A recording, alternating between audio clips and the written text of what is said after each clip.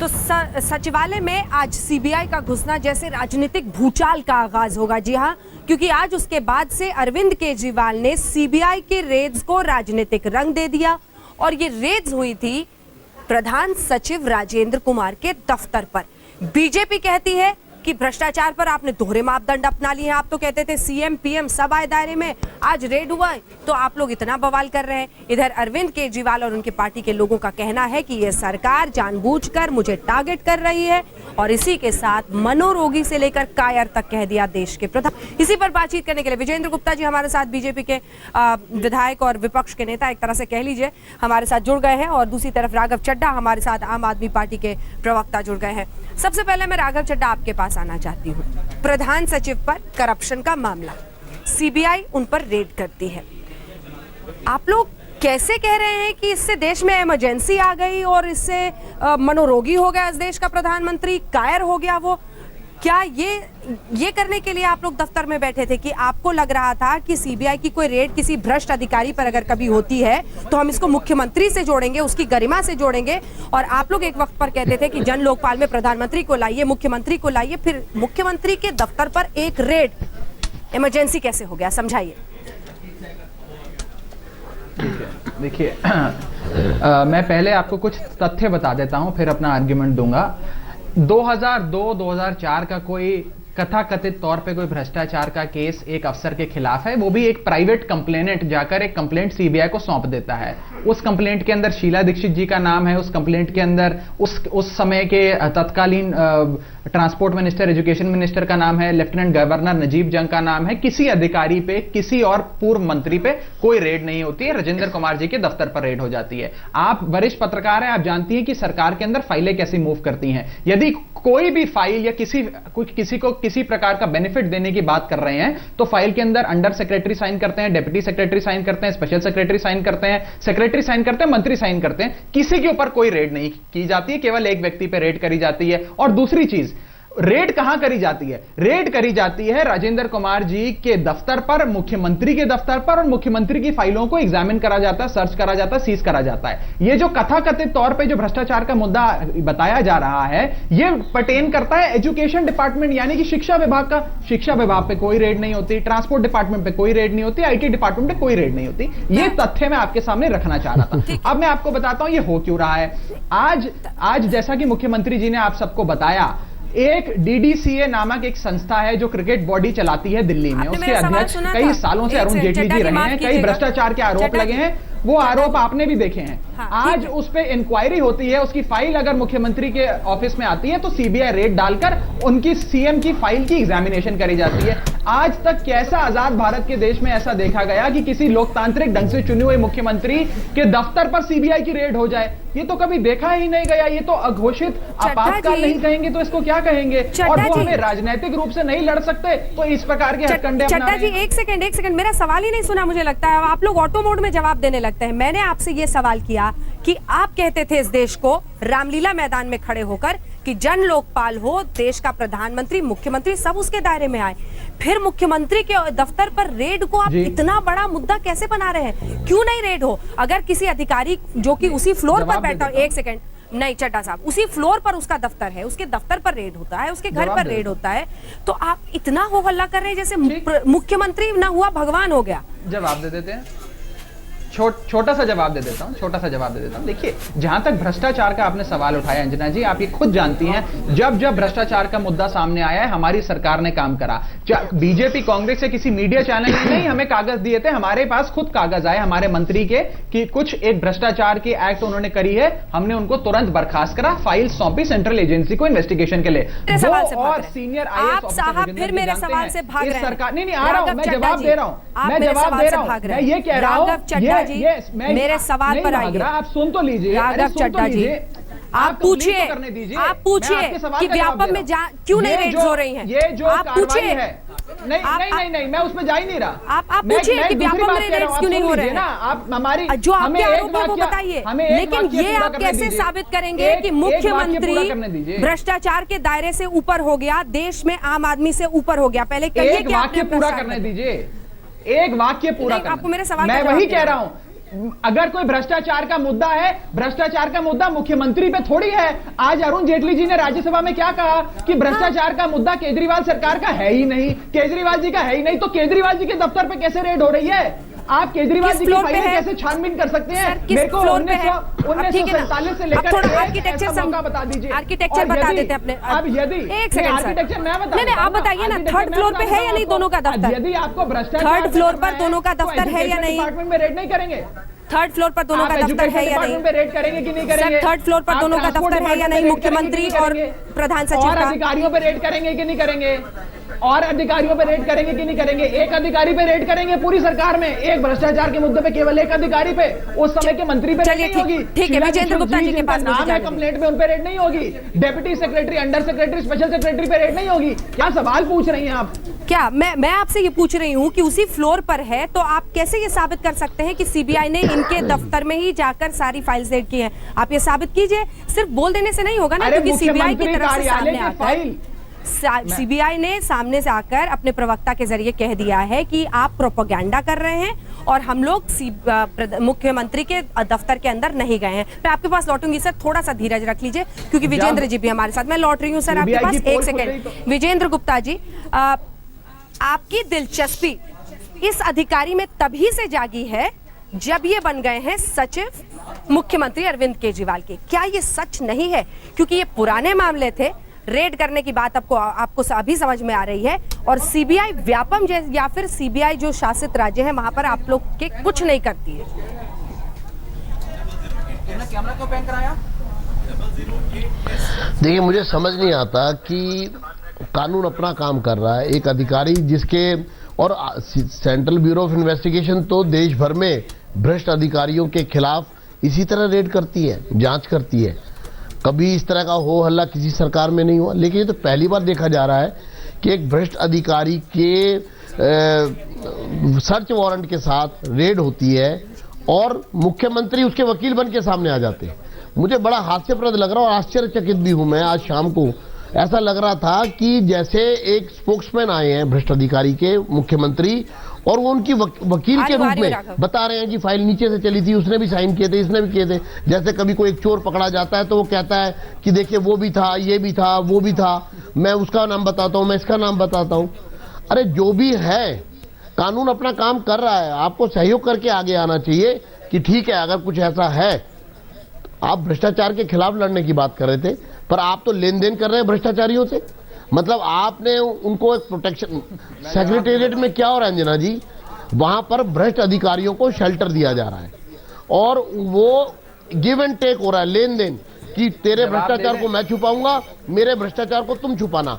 यानी कि तुम करंट ड्यूटी में मेरे कहने पर जहां मैं कहूं साइन करो, जैसा मैं चाहूं लिखो, और वो हो रहा है। मैं तो एक बात और आगे कहता हूं कि इस कार्यकाल में, पिछले 10 महीने के कार्यकाल में राजेंद्र कुमार ने जितने फैसले लिए हैं उनकी भी जांच होनी चाहिए, क्योंकि उन सब में भी भ्रष्टाचार है। उसका कारण है कि उनको मालूम था कि मेरे खिलाफ भ्रष्टाचार के संगीन अपराध हैं, मामले हैं जिन पर कार्रवाई हो रही है, होगी, और मैं कभी भी जेल जा सकता हूं। इसलिए उन्होंने एक कवच अपना ऊपर एक कवच चढ़ाया है अरविंद केजरीवाल जी का, और केजरीवाल जी ने कहा हम तुम्हें प्रोटेक्ट करेंगे, आप हमारी सरकार के अंदर जितनी अनियमितताएं हैं उसके अनुसार काम करिए। मैं जवाब दे दूं, लेन-देन का जो हो रहा है दिल्ली में, और एक अधिकारी नहीं है वहाँ। इतनी डिटेल्स मैं जानना चाहता हूँ कि राजेंद्र कुमार क्या कानून से ऊपर के बड़े अधिकारी हो गए क्या?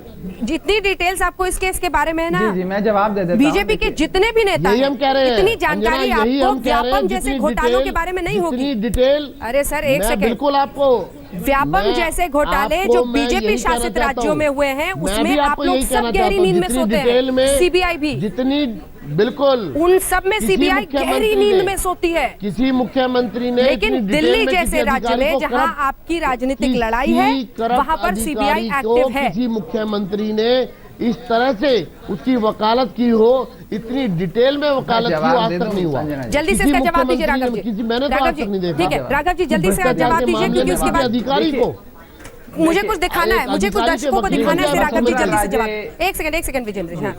मैं वसुंधरा राजे, शिवराज सिंह चौहान के भ्रष्टाचार पे ना जाते हुए मैं आपको आज जो इन्होंने सवाल उठाया उसका जवाब दे देता हूं। इन्होंने पहले तो कहा भ्रष्ट अधिकारी, अरे आप सिद्ध तो करिए वो भ्रष्ट हैं। ऐसे कैसे आप किसी भी अधिकारी को भ्रष्ट कह देते हैं? पहली चीज। दूसरी चीज, ये 1989 के बैच के पास आउट हैं, जो आज आपके चैनल ने दिखाया, मेरे को उससे मालूम पड़ा ये 1989 के बैच के पास आउट है। 1989 से लेकर आज 2015 तक 27-28 साल हो गए।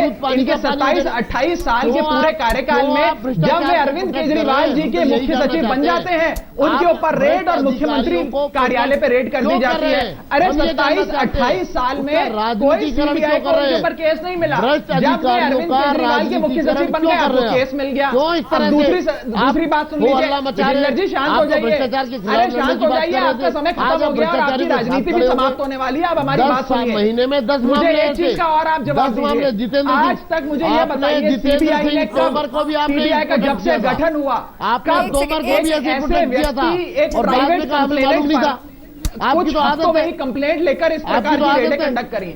आप मुझे ये बताइए, जब से सीबीआई का गठन हुआ, सीबीआई ने प्राइवेट कंप्लेंट एक राहत आदमी की कंप्लेंट को उठाकर रेडें कंडक्ट कर दी और मुख्यमंत्री के निवास, मुख्यमंत्री के कार्यालय पर रेड करना चाहते हैं। दूसरा आप मुझे ये बताइए कि 1988 से ये मुख्य सचिव, ये आईएएस अधिकारी हैं, तमाम सरकारों में काम करा, तमाम विभागों में काम करा। जब वे अरविंद केजरीवाल जी के मुख्य सचिव बन जाते हैं, तब आप रेड कर देते हैं। पिछले 26-27 साल में आपको नहीं मिला। आप दोनों के पास में लौटूंगी। एक सेकंड, आप दोनों के पास में लौटूंगी। और मुझे पता है कि ऐसे ये एक सेकंड सर, एक सेकंड, आप दोनों से मेरी रिक्वेस्ट है, एक सेकंड प्लीज। राघव चड्ढा जी, आज एक और चर्चा बहुत जोरों पर हो रही है और वो ये है, अरविंद केजरीवाल ने जिस अंदाज में आज प्रधानमंत्री पर हमला किया। हालांकि ट्विटर पर जब वो लिखते हैं तो जिन शब्दों का उन्होंने इस्तेमाल किया उसकी तो खुद करबचना हुई है। उन्होंने कायर से लेकर मनोरोगी तक देश के प्रधानमंत्री को कह दिया। लेकिन आज अपने दर्शकों को जरा सुनाते हैं और आप दोनों भी सुनिएगा, मुख्यमंत्री अरविंद केजरीवाल ने कैसे इसे सियासी जंग बना दिया है। सुनिए। हमारी सरकार, हमारी पार्टी भ्रष्टाचार के सख्त खिलाफ है।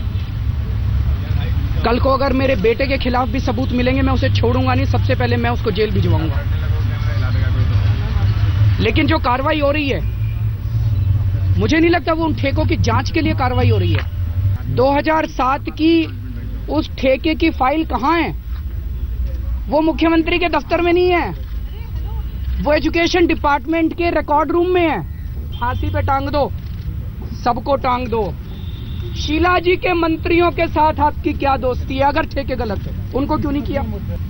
अरुण जेटली पिछले कई सालों से प्रेसिडेंट है डीडीसीए के, और डीडीसीए के अंदर जितना भ्रष्टाचार हुआ है अरुण जेटली के रहते हुए, उसकी मैंने जांच कमेटी बिठाई थी, उसकी रिपोर्ट आ गई है और उसके ऊपर अब कमीशन ऑफ इंक्वायरी बैठने वाला था, जिसकी फाइल मेरे दफ्तर के अंदर। उनको अरुण जेटली जी की फाइल ढूंढने के लिए आए थे ये। इनको कोई लेना देना नहीं है। अरे राजेंद्र ने क्या ठेके दिए थे? अरे राजेंद्र ने ठेके दिए थे अगर 2007 में, तो 2015 तक क्या कर रहे थे मोदी जी? और मैं मोदी जी के इन सीबीआई और टुटपंजियों से और इन गीदड़ भभकियों से नहीं डरने वाला। मैं ये उनको साफ साफ कह देना चाहता हूँ। अरे तुम्हारे तो कर्म फूटे हैं, मेरे तो शब्द खराब होंगे। मैं तो गाँव का सिवानी में पैदा हुआ था, एक हिसार के पास एक गाँव है मेरा, हो सकता है मेरे शब्द खराब है, तुम्हारे तो कर्म खराब हैं। तो चलिए, शब्द और कर्म के बीच दिल्ली अभी लटकी हुई है और इस बीच अब जैसे ही अरविंद केजरीवाल के एक के बाद एक ऐसे रिएक्शंस आने लगे, उसके बाद बीजेपी में तो जबरदस्त गुस्सा दिखने लगा। बीजेपी के नेता कतार में लग गए कि मोदी जी के खिलाफ ऐसा कह रहे हैं केजरीवाल। सुनिए। उल्टा चोर कोतवाल को डांट रहा है, यानी भ्रष्टाचारी को संरक्षण अरविंद केजरीवाल दे रहे हैं। सीबीआई ने अगर छापा मारा है तो किसी भ्रष्टाचार की शिकायत को लेकर मारा है। नहीं, पर सीबीआई अगर रेड डालती है तो उसके पास कुछ ना कुछ पुख्ता प्रमाण होते हैं। इनके यहाँ पे एक बहुत उच्च लेवल के जो अधिकारी हैं वो पहले ही एक ऐसी चीज में फंस चुके हैं जो कि भ्रष्टाचार में लिप्त है। तो भ्रष्टाचार करना है या नहीं करना वो पीएम नहीं कह रहे, वो खुद कर रहे हैं। केजरीवाल क्या समझते हैं कि प्रधानमंत्री पर आरोप लगाकर आगे चल के वो भी प्रधानमंत्री बन जाएंगे? उन्हें पता नहीं कि रोज मुख्यमंत्री पद की गरिमा के साथ वो खिलवाड़ कर रहे हैं। जिन अधिकारी पर सीबीआई रेड के मामले में ये बवाल आज राजनीतिक साजिश, राजनीतिक रंग, राजनीतिक तरीके से छिड़ा है, उनका जरा बैकग्राउंड आपको दे देते हैं। दरअसल राजेंद्र कुमार 1989 बैच के आईएएस अधिकारी हैं। माना जाता है कि वो अरविंद केजरीवाल के बेहद करीबी हैं। जो आरोप उन पर है ये पुराने आरोप हैं। इन आरोपों में ये कहा गया है कि एक प्राइवेट कंपनी को फायदा दिलाने की उन्होंने पद पर रहते हुए कोशिश की है। खुद एक प्राइवेट कंपनी बनाई, उसे एम्पैनल कराया पीएसयू में, फिर जो काम आईटी कंपनीज की तरफ से मिलता था पीएसयू के जरिए उसे लेकर अपनी कंपनी को ये दे देते थे। इन संगीन इल्जामों के बीच आपको ये बता दें कि अरविंद केजरीवाल ने आने के बाद इन आरोपों के रहते हुए उन्हें अपना प्रधान सचिव बनाया।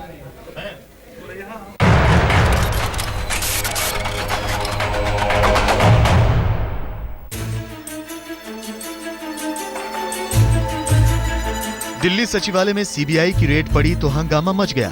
सोशल मीडिया से लेकर संसद तक केजरीवाल एंड कंपनी से लेकर मोदी विरोधी पार्टियां केंद्र पर बरसने लगी। सीबीआई के गलत इस्तेमाल का शोर सुनाई देने लगा और जो शख्स सीबीआई के टारगेट पर था वो था दिल्ली सरकार का प्रधान सचिव राजेंद्र कुमार। कौन है राजेंद्र कुमार? राजेंद्र कुमार के दफ्तर में छापे पर क्यों मचा हाहाकार?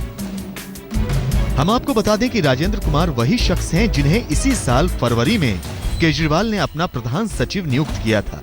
1989 बैच के आईएएस अधिकारी राजेंद्र कुमार के खिलाफ सीबीआई को शिकायत मिली थी कि वो बीते 5 साल में जहां भी रहे प्राइवेट कंपनियों को फायदा पहुंचाते रहे।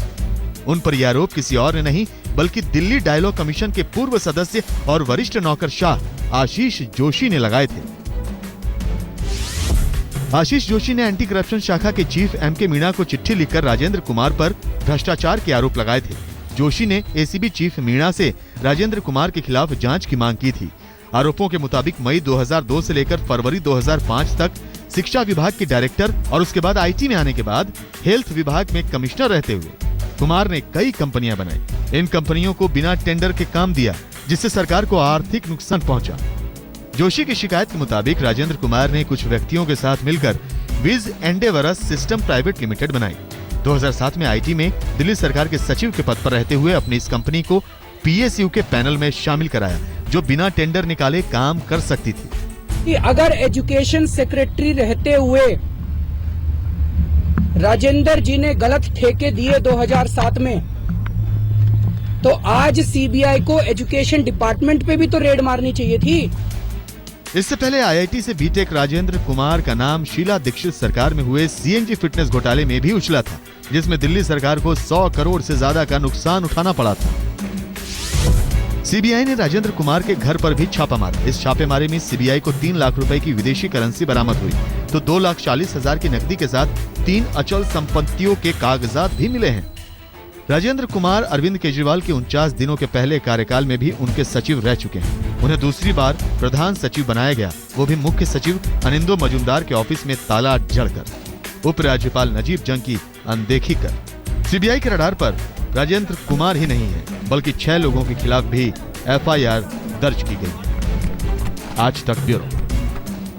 और फिलहाल इसी राजेंद्र कुमार से सीबीआई हेडक्वार्टर में पूछताछ चल रही है और ये कहा जा रहा है कि वो जांच में सहयोग नहीं कर रहे हैं। बहरहाल स्पेशल रिपोर्ट में इतना ही, लेकिन देश दुनिया की बाकी खबरों के लिए आप देखते रहिए आज तक। और आइए इस वक्त हम आपको सीधे मुंबई लिए चलते हैं। दिलीप कुमार को सम्मानित किया जा रहा है। अपने जमाने के दिग्गज अभिनेता पद्म विभूषण से सम्मानित किया जा रहा है।